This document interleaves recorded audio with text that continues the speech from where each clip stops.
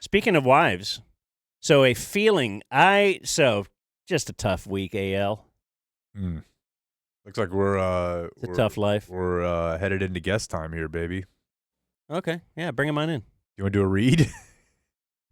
Well, I do want to tell you about this. Well, I'll tell you about the wife thing when Jeremy walks in. Okay. Because I think it's a good thing. Do we have a read? Yeah, real quick. We're going to tell you about the Shriners Children's College Showdown. Okay. This is a baseball tournament. It's at Globe Life Field. Is kicking off the 2025 college baseball season with the Shriners Children's College Showdown. That is February 14th to 16th. So are these for children in college? No, this is college baseball. Doogie Howser? Yeah. Yeah, playing college baseball at 9? Yeah. It's not that. So don't miss your chance to see Louisville, Oklahoma State, Arizona, Texas, Ole Miss, and Clemson battle it out at the home of the Texas Rangers. Tickets on sale now. You can get yours today at shrinersshowdown.com. That's a fun type of event to take a young one out to. Very affordable. They don't know the difference. They're in a real-life stadium. So go check that out, shrinersshowdown.com. Hello, sir. Let's fire up that microphone. How about now? Can you please pretend that you were just seeing us again and say, how's it going again? How's it going? Oh, there he is. The great Jeremy Piven. All right. Yeah. He flies alone. I expected where's the... well... Don't say the word. I wasn't gonna. A bunch of people that hang around with you. And yes. There is no entourage. Eagles soar alone. I like to speak in cliches, gentlemen. That's fine with us. Yeah. Yeah, that's fine with us. Yeah. But any way to get any sound in these fantastic cans? Ooh. Otherwise, it's just a prop. Yeah. It looks good. We're Looks kind like of a upstart flyby. We don't know what the fuck we're doing. I'm so happy to be here, man. We're just kind of figuring this out. Because time's not valuable. No. So Oh, wait. Wait. I had it wrong. I'm sorry. All we have is time, gentlemen. That's all we have. There we go. This works. All right. So lots to talk about. Rewatch PCU last night. That was a favorite, of course. I'm 39. That was right in my wheelhouse. Feels like it was on Comedy Central every day for a certain period of time. And now, curiously, not that easily accessible in streaming services. Yeah, isn't that interesting? It just kind of disappeared. It was, I think, before its time. Oh, there's no doubt. You had a group of people protesting, saying, "We're not gonna protest." It was very, it was ahead of its time. Yeah, it's interesting. It definitely had a cultural impact, for sure. But I do do you have a theory on why it's not out there? Was it out there on streaming services before, and then it's not a Me Too thing, is it? It is. That's an interesting question. I would say I think we could spend a lot of time theorizing about stuff that doesn't work out the way we might see it or doesn't make sense, but I don't know if that's beneficial to us. I think it's a huge waste of time. Sure. I've listened to One you man talk. talking. No, I've listened to you talk a lot in the last day and have a profound appreciation for the way you approach life. And Yeah. I mean, getting up in the morning and yeah, I might brace you. I'm going to just speak the truth as I know it. My mom passed away last week. Oh. Yeah. So what you're going to get from me is no, it's all good. What you're going to get from me is just the truth and no fear and nothing to hide, and here we are. That's right? it. You bring up your mom. I heard you talking to Bert about the performance, the movie that you got. It seems like it was all your baby, and you star in it, and it was based on an Arthur Miller short story in the New Yorker. Yeah, that your mom gave to you when you were a kid. This is a sports show, right? No, we do. So we used to work at a because that was just the sound of people going. No, we got to find some. I need some Baker Mayfield news. He'll give you that. He's got a jersey over there. I love Baker. We love Baker, by the way. All right, we do. I love him. Okay, he's one of the real ones. What's your connection with Baker? God, that's a great question. Doing Entourage and Wahlberg is infatuated with him. I don't know how I got on his radar. I was somehow in Cleveland doing shows. I'm touring, doing stand up tomorrow night at the Arlington Improv, Friday and Saturday night. That's why I'm here. Mm-hmm. And I was in Cleveland and just connected with Baker. It was when he was playing for them. And he's one of these guys who like, came out to the show. He shows up. He's not one of these guys that says, I'll be there and doesn't. He shows up. Listen, man, if you look at that guy's career, he got traded in the middle of the night to the Rams, showed up. He's got a photographic memory. It's documented. Learned the entire play sheet and went out there and won the game, after being with the organization for about 11 minutes. And everyone's counted him out. And he's a stud, and he deserves his flowers. That's one man talking. It's a good synopsis of Baker right there, though. There you go. We're big fans. Yeah. He's hard to not like. But you know what? He's a very confident, successful white dude, and you know what I mean. And that hasn't been the fashion. That has not been the fashion. See how quiet it just got? Well, here? no, I was going to say, I feel like we've kind of quiet. turned a corner on that a little bit. I think so with the new administration. Well, you could say even before that, yeah. You can just say whatever you want now. You can. I'm going to drop the N-word like 11 times during this interview. Yeah, no, I but you know we what's should interesting? tease that ahead for the Arlington Improv if people want to go see. Well, if they're a fan of laughter, Yeah. Or the N-word. Yeah, that's what I'm saying. Tease the N-word could be said, might not be. Why don't you Only buy one way tickets to and find find out. out? Yeah. Yeah, it's funny. It's always the guys. I grew up. I was the only white boy on my football team. I'm an undersized Jewish football player, not unlike our boy Julian Edelman. Ooh, Yeah. got a hero. Yeah, You got to have one. The only difference between the two of us is I'm not an elite athlete. Other than that, we are identical.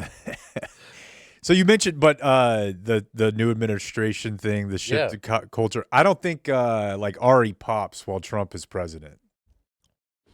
I think it was kind of people liked it because secretly they're like, yeah, you know what? It is kind of weird. I can't say gay. For me personally, I have somewhat maybe progressive policy beliefs about healthcare, things like that. But I also don't really want to police language. I don't think Ari takes hold like that. If Trump's up there just being rude to everybody. That's interesting that, maybe you know something about pop culture that I don't. I think that,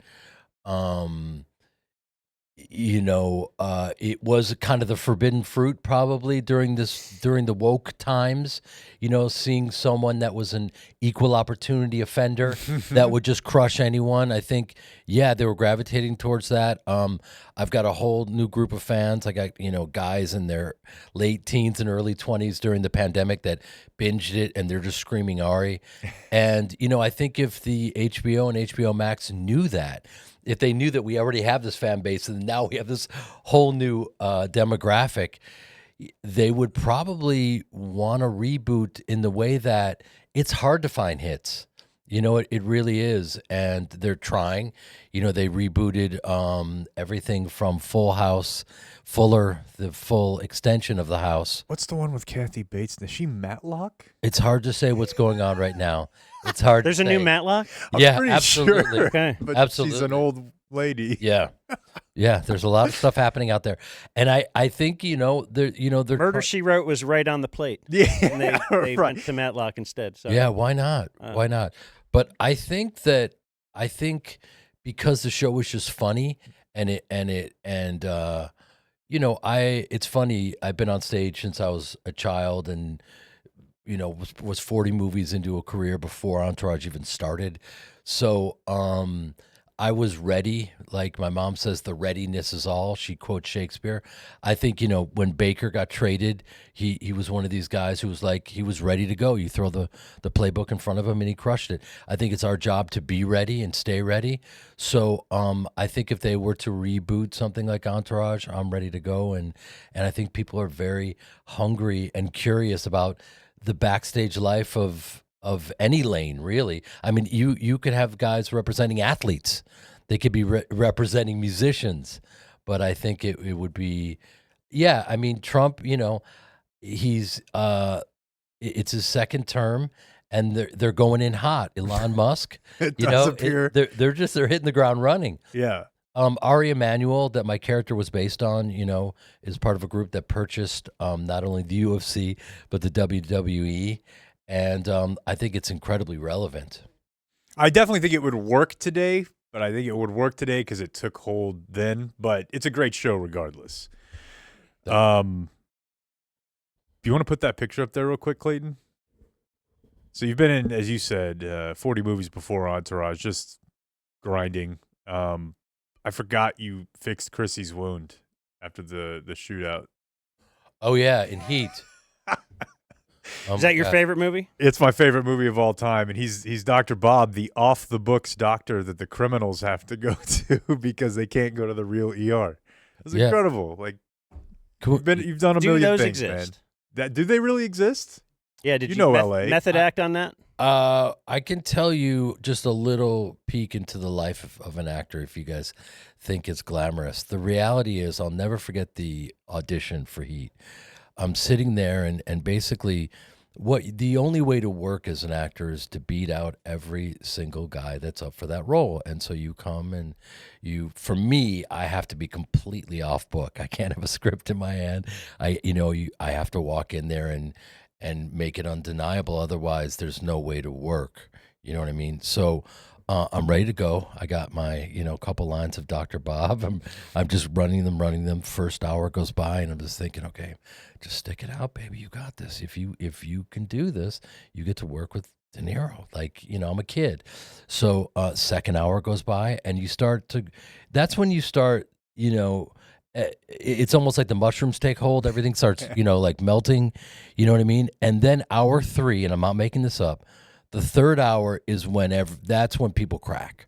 That's when they get up and leave. One of the guys, is a true story, I can't say his name, but picked up the casting assistant, put him up against the wall, and started screaming. At that moment, they walk out, and they're ready to see, and that did not go well for that particular actor. You know what I mean? Baker wouldn't do that. No, he wouldn't. He would keep his cool. That's the whole thing. Yeah. You got to always remain calm because the other side of that is glory, because I held on to it for 3 hours. I walked in there, did my thing. Michael Mann, the director, is from Chicago. He's got a hardcore Chicago accent. He looked at me and goes, "That was good. Do that again. One more time. Dr. Bob, let's go. Do it a couple, 2-3 times." It's a hardcore Chicago accent. And I did it, and it worked out. And in the movie, when he says, "Give me your shirt, and then they're supposed to cut. It's the end of the scene. And that's the only way that I have a career is I just keep talking. And I just go, my daughter gave me that shirt. And he goes, "Fuck you." It's wow. I'm getting chills. Fuck you. I'm getting chills. That's how De Niro improvises. Fuck you. So you threw a little I threw everything improv in there, and bro, I've been waiting my entire life for that moment. So you have to understand, I started Second City with Chris Farley in the 90s. So I was ready for that moment. Yes, of course I was terrified. It's De Niro, but I'm also like, you got to be ready. You got to be. You can't kiss the ring. You got to give him all you got. So I got a little De Niro moment, and 116 movies later, I'm playing the Rusty Chuckle Bucket in Arlington for $11, and the Addison Improv. We're living the dream. The Addison Improv. Yeah. Tomorrow night, Friday night. Arlington shows. Improv. Did I say? You said Addison. Addison. 7 It times. says Addison on here. Really? I'm at the Arlington Improv. Don't go to the Addison. Let's all come and meet me at the Arlington. What are you Improv. looking at? The copy points that Blake put in here, but it's okay. Okay. It's Addison, but the date's right. Look, people know. Do you know where you are? I thought it was Arlington. It is Arlington. Okay. The Arlington Improv. It's one of those things where you just keep going. You're on the road and you keep going.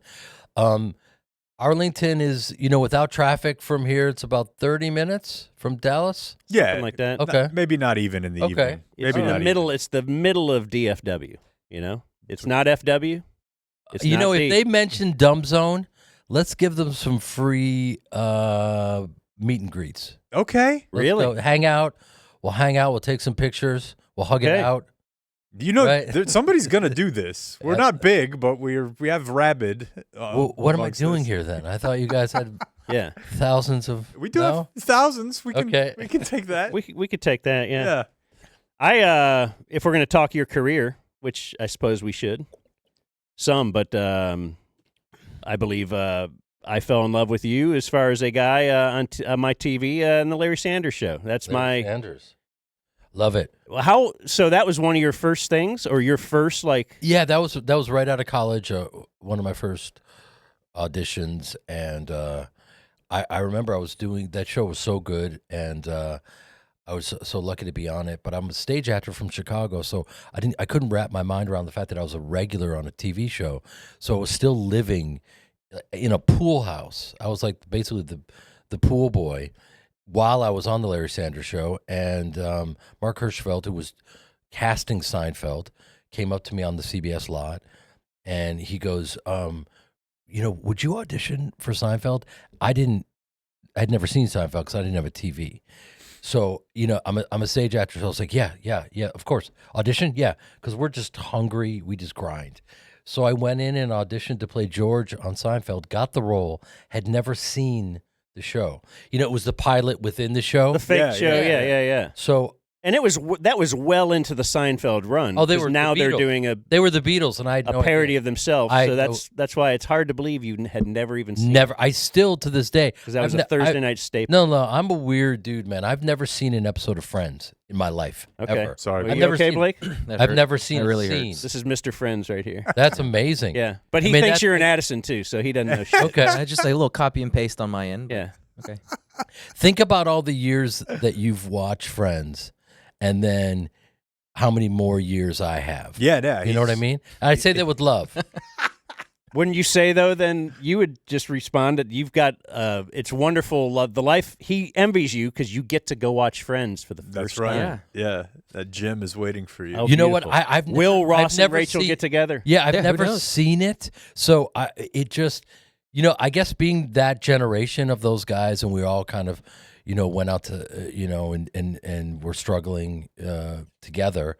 I just never thought of watching it. I don't know how else to say it. That's not me being rude. I just, once you're not on the train, and it's taken off, Yeah. you can't then try to like be a deadhead and get dirty and get on the bus. Was it your idea to leave Larry Sanders Show? I got PCU. I got a lead in a movie, and that show was brilliant, the Larry Sanders Show. And I said, guys, I got offered this lead in this amazing film. And Shandling said, go ahead. I fully support you. You're great. You're great. And then they wrote me an amazing episode, where I got kicked off. I thought it was hastily written off, though, only Yeah. that there was no indication that this was Jerry previous.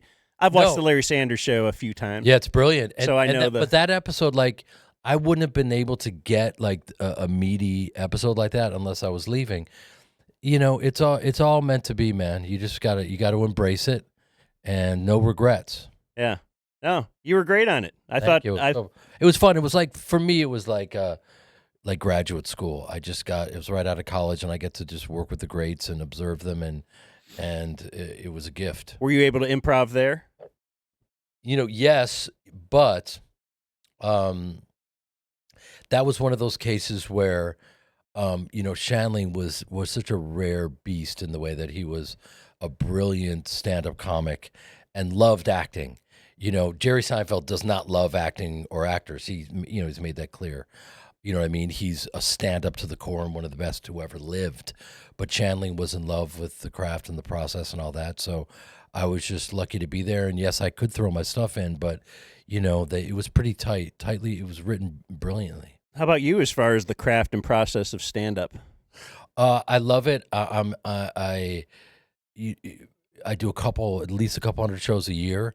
And you guys come on out and see it. It's like, last night I was up at the Improv in Hollywood, and I'm always up on sets with killers, Nikki Glazer, Tim Dillon, whoever, So I'm thrown into the belly of the beast, and I love it because I can learn and grow and just continuously get better. And the reality is, yes, I'm a late bloomer to stand up. I've only been touring for 10 years. And to most stand-ups, they're like, oh, you're a baby. But the reality is, like, I've been on stage my whole life. I've been improvising and rewriting. So all roads lead to stand-up. I take it very seriously, and I love the process.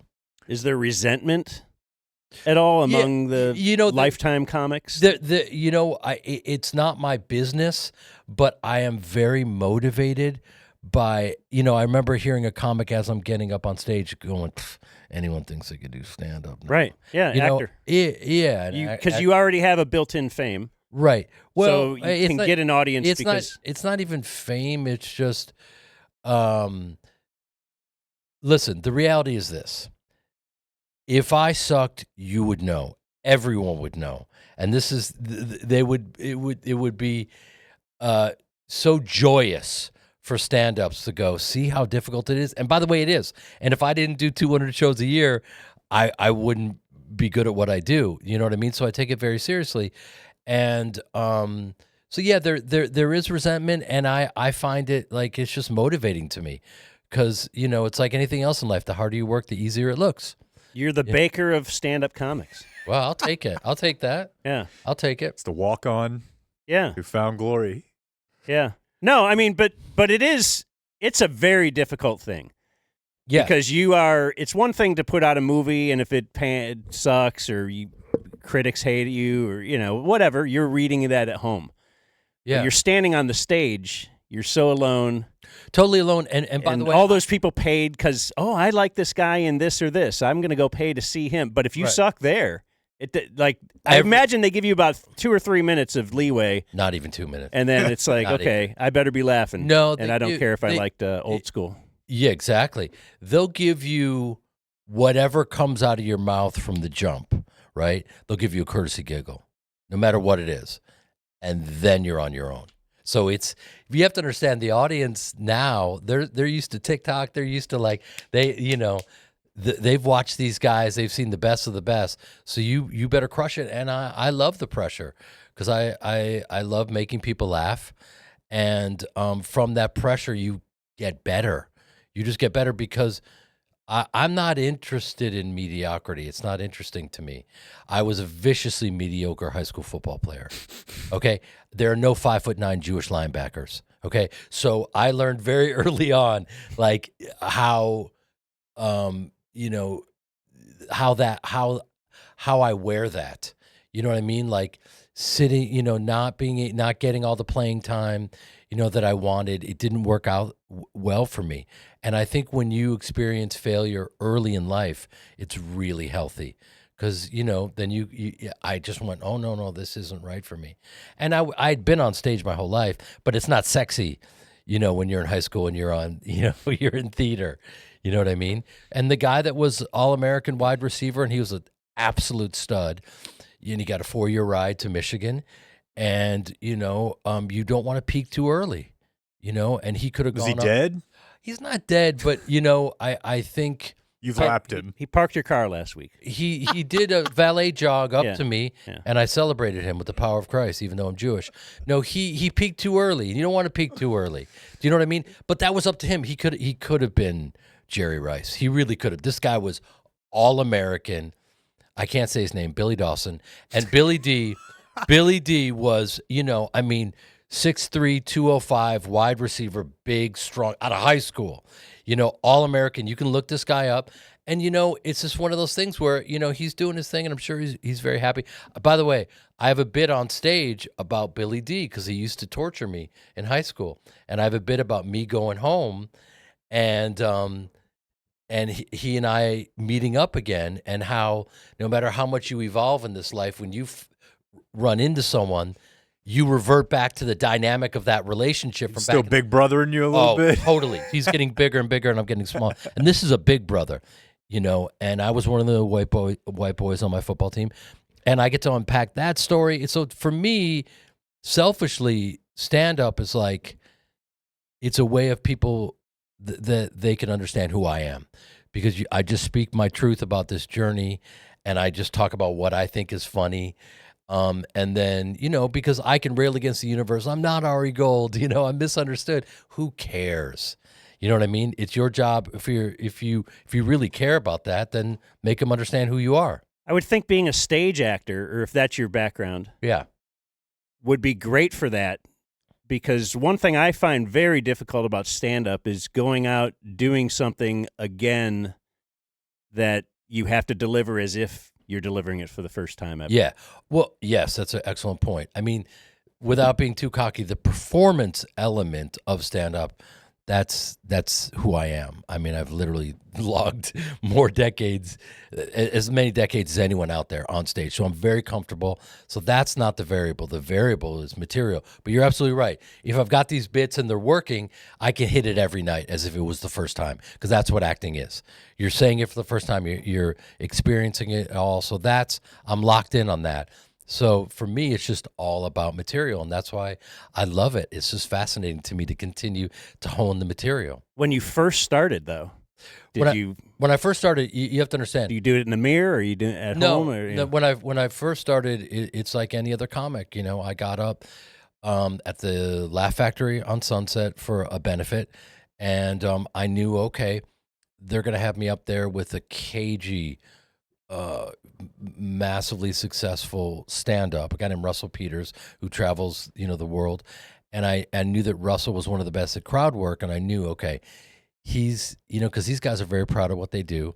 Yes, I'm a prolific actor, but he's going to expose me and show how difficult stand-up is. But I'm a very competitive person. I was like, have a couple jokes in your back pocket, just be ready for the moment. And so I was ready for the moment, and I got lucky, and I got some laughs, and it was completely addictive.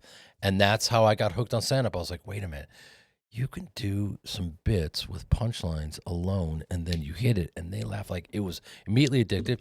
And then you start, at these dive bars, and you're at dive bars, and you're bombing, and then you have to learn, okay, even though I've won 3 straight Emmys, who's counting me, I'm standing up in a dive bar, and I'm bombing. And, there are a couple people that are there to see the DJ, and they don't know who you are. They don't care. And there's a couple comics in the back, and you're taking their spot, and they're furious at you. So then it becomes, how do I work through this feeling where every fiber in your body is saying, get off stage, this is humiliating. How do you breathe and work through that? And once you do that, then you're just going to get better. See, that's humbling. We always focus on the idea athletes do not know how to use the word humbled. You'll score 30,000 points, and I'm going to the Hall of Fame. This is humbling. I'm humbled to be in the Hall of Fame. Well, that's why I think, to be honest with you, and this is a much longer conversation, like take the NBA, for instance. The NBA is changing. What you're seeing is a lot of European players. We know. You know what I mean? They just traded ours to the I know. You got Luka, and these talk about humbled. Luka was overseas and playing, against grown men when he was a child in the toughest stadiums in the world. They're smoking, they're screaming, they're flares. They're just it's mad. Awesome. He's seen it. By the time he got to the league, he had seen it all, man. And now, you talk about these guys that are maybe getting paid real money in college, and they haven't been humbled, and they haven't heard no since they were 13, and they're up against some dude from Slovakia that's been grinding, and he's taken their spot. You know what I mean? Yeah, and they're starting to recognize it too. Yeah, I've noticed. So I heard you've talked about how the character of Ari and how massive that was. That was probably the biggest character on television for half a decade, and how that. 8 seasons in a movie, but who's counting? Keep going. And Sorry, how it was that a full decade. How that full decade, and how that just changes the way that people interact with you. They see that character. Yeah, you have to understand. We started the show, and I'm not big on dates, and we don't need to get into that because a lot of people are like, "Bro, I saw you at a Cubs game in '97. Do you remember?" I'm like, "No, I don't remember yesterday." But when we started Entourage, it was just before there was no social media. It was before TiVo. So like when we were doing it, people would gather around Sunday nights and they would all hang out and watch the show. So that's what it was. And so to be honest with you, even though the show was massive, I was just a stage actor from Chicago grinding, doing my thing, and just trying to execute.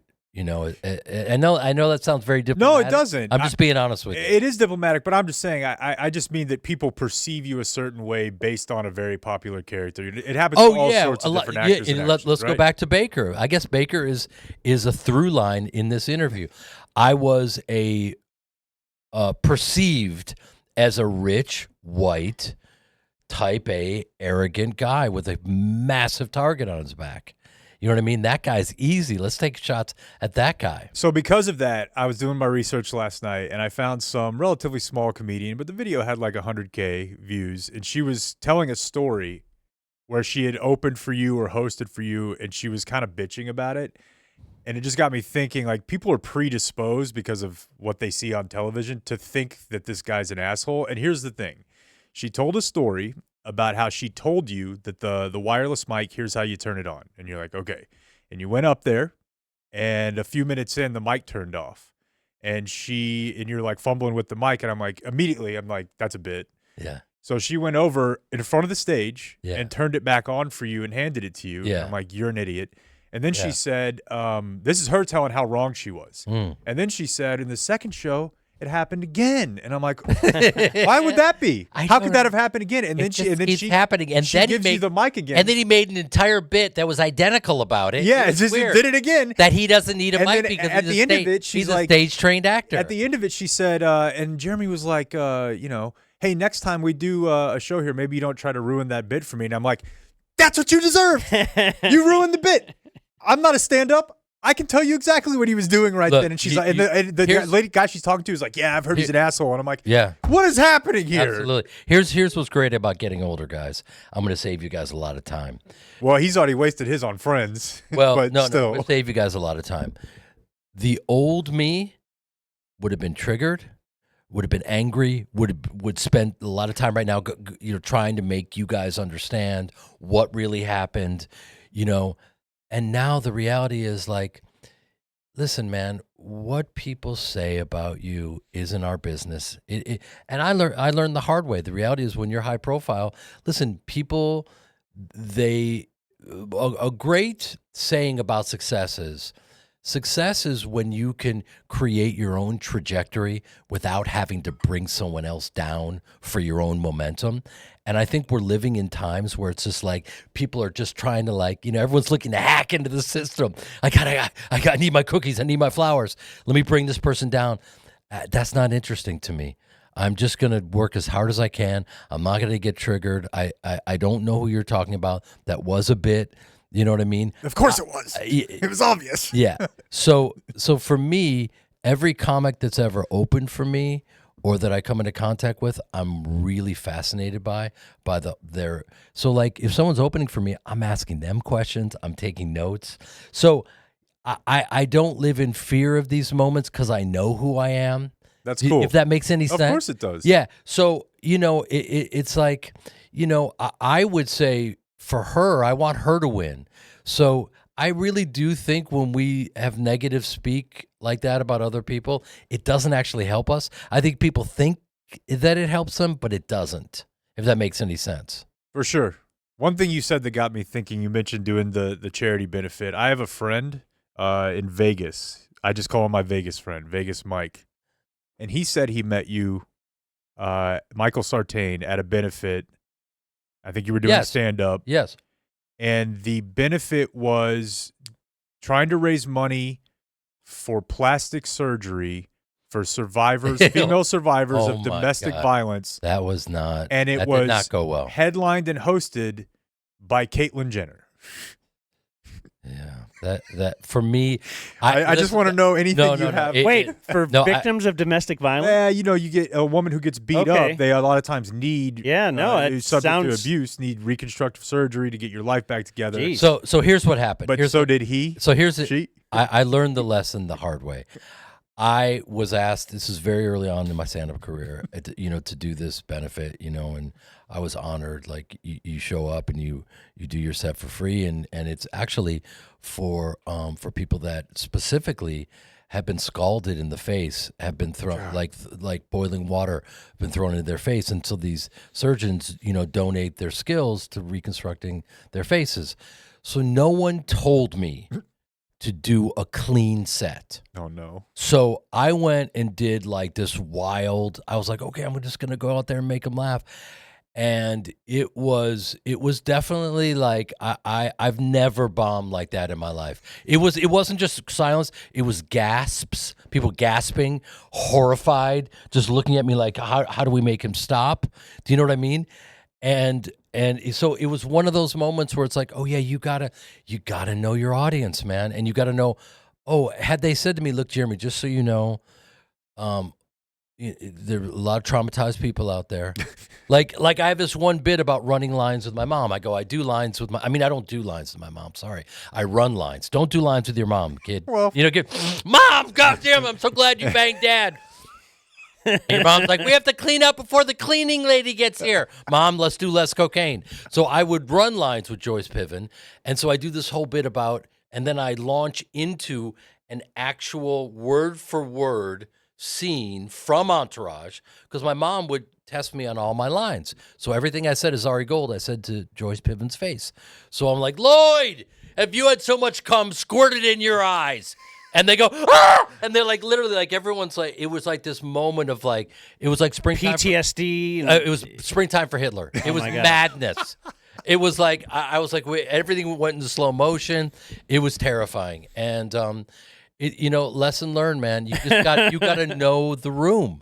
You got to know the room. And I was doing bits that, like, at the Arlington Improv, see what I'm doing?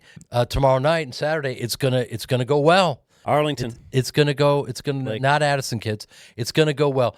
That particular event, it didn't go well. Bless your buddy Michael. Shout out to Michael. He's a good dude. And the positive there is that it lifted up the other comics on the bill to where people thought they were better. No one was lifted.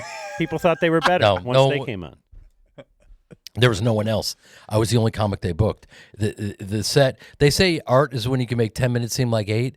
My 47-minute set felt like an entire lifetime. It was a disaster. Yeah, I mean, and for people who have been scalded by burning hot water and they're still like, make it stop. Like that's that's very that's a tough one to very pull impressive. off. Did you? I know Ari Emanuel. You always say that's the inspiration, right? But The muse. Does Bob Odenkirk's character in Larry Sanders? Hate to keep going back to Larry Sanders here, but I don't even know if you guys crossed over on that. Not, bro. Your head's gonna explode right now. I'm so glad you brought that up. There's a real reason. You won't believe this. You're gonna pull this up and maybe even and splice it in if you can. Bob Odenkirk and myself, and I'm not making this up, are in a scene with Mark Cuban and on Entourage, and Mark Cuban has all the lines. And I'm standing there with Odenkirk, and I remember just going like, wait, what is going on? And God bless, I love me some Mark Cuban. He's the fucking man, right? He's a genius. Prolific, badass, authentic dude. We're big fans. Yeah, but why in God's name does he have all the lines in the scene? It's like you got two very capable actors who want to contribute, and it was just one of those moments, and he's just such a fucking badass that he just like embraced it. You know what I mean? It would be like, me saying to Luca, "No, bro, I'm gonna bring the ball up. Yeah, and I'm gonna look. I'm going to the hole.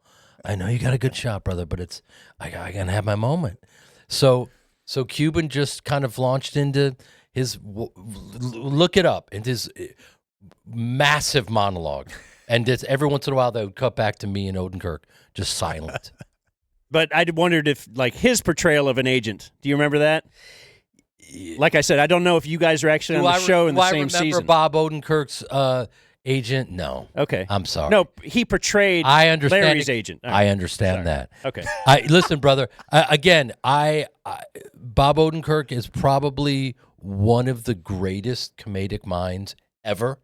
He comes from sketch comedy. He comes from doing the Herald with Del Close, and he is a flat out genius.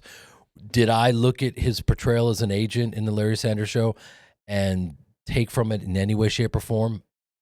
Absolutely not. Okay. I'm just being honest. No, but what I can tell you is after watching PCU last night, I always understood the old school parallels. PCU obviously a little bit more incisive, especially for the time.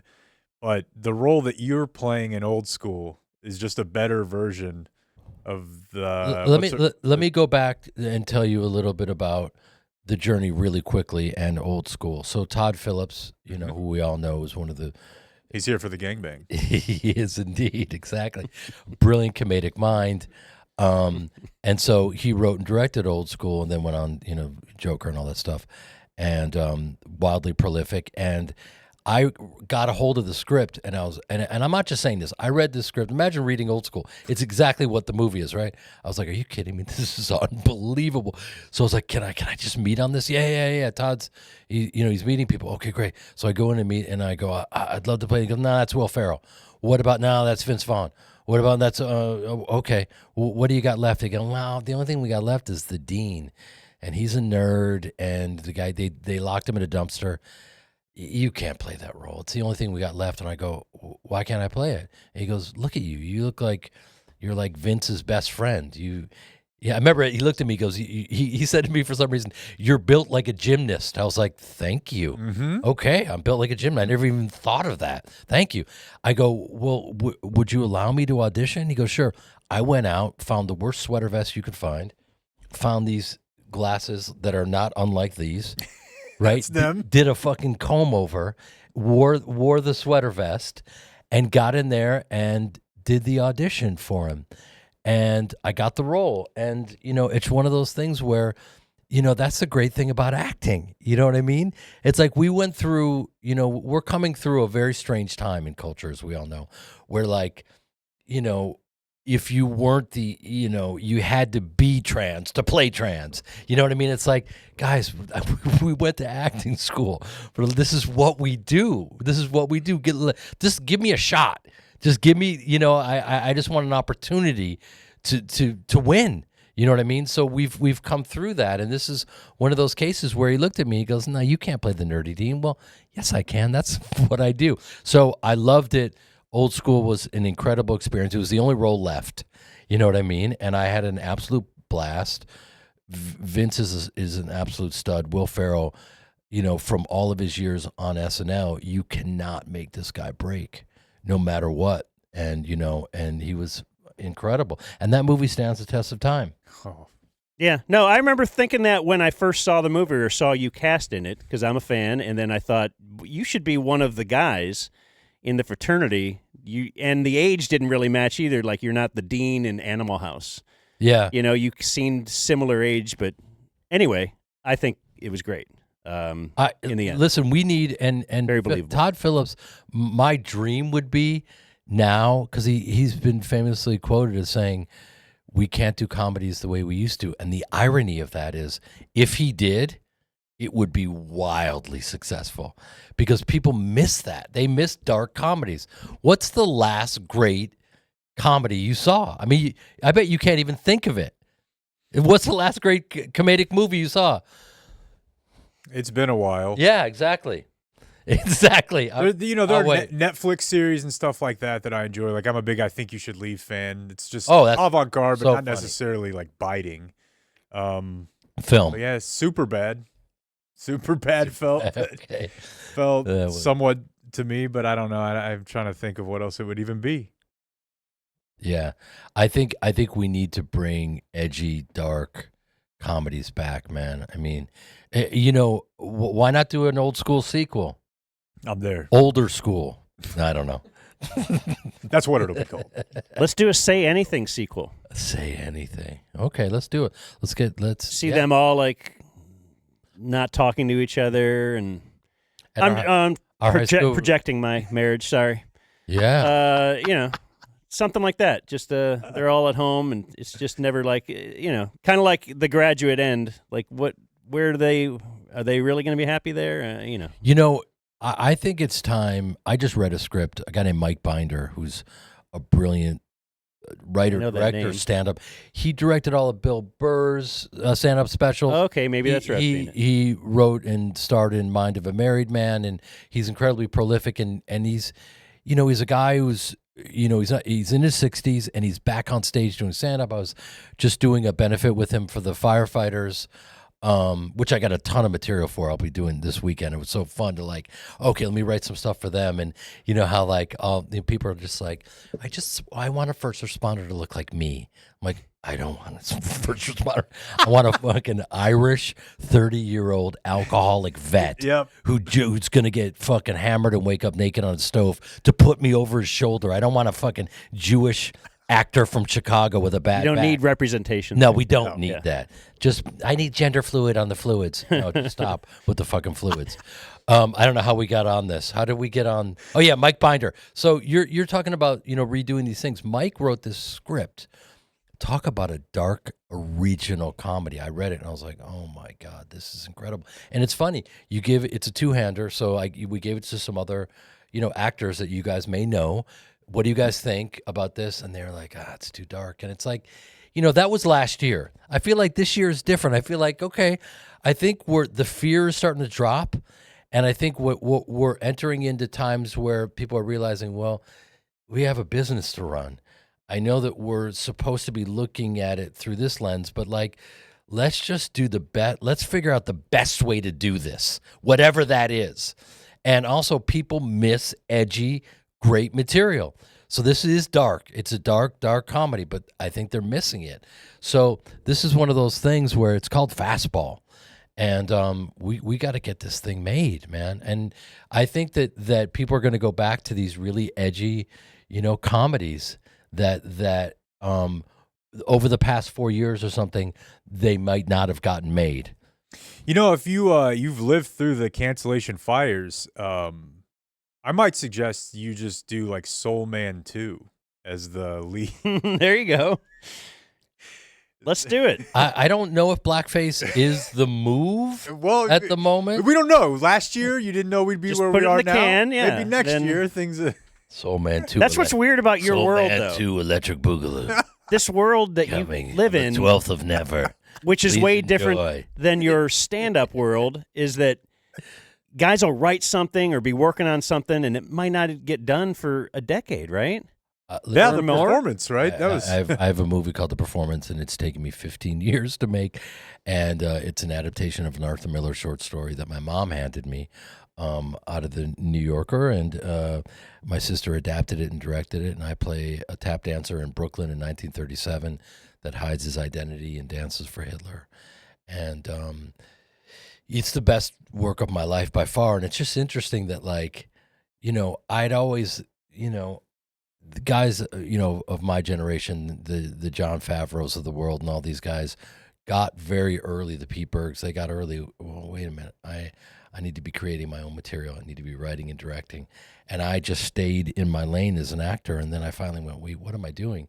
So this is my first attempt at that. And sure enough, it's by far, it's the best reviewed movie I've ever done in my life. The best reviews of it's, from Variety to Deadline to Roger Ebert have said career-defining performance and all this stuff. And, sometimes it takes, you just got to stay in it, not give up, and trust yourself.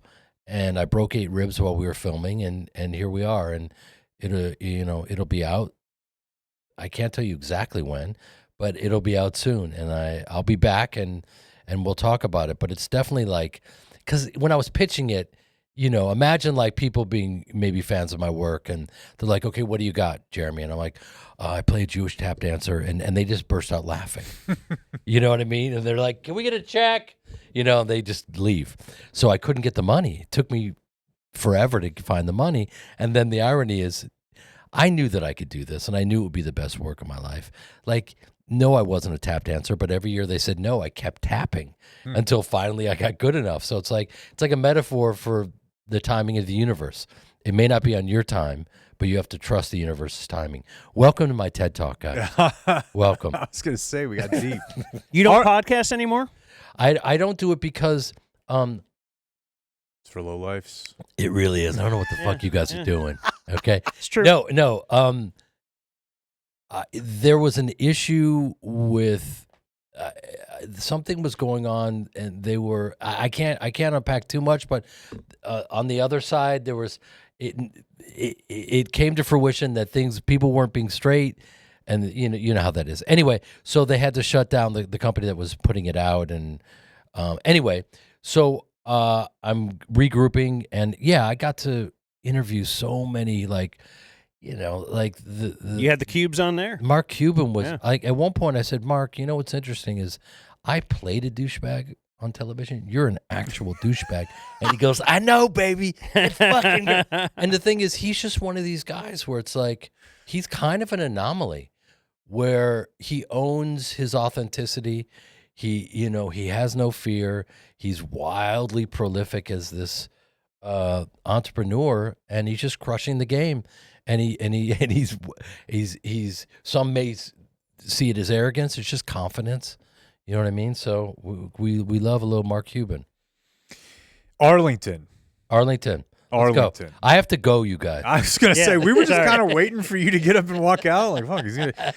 Tomorrow, February 7th, there's a 7:30, there's a 9:45. Saturday, of course, Feb 8, that's 7 p.m. Dumb and Zone. 9:30. That's right. And If just say- yell at it. Not No, not in the middle of the my. middle of the show. Then you Yeah. end up with like the lady at the one club. But get it across.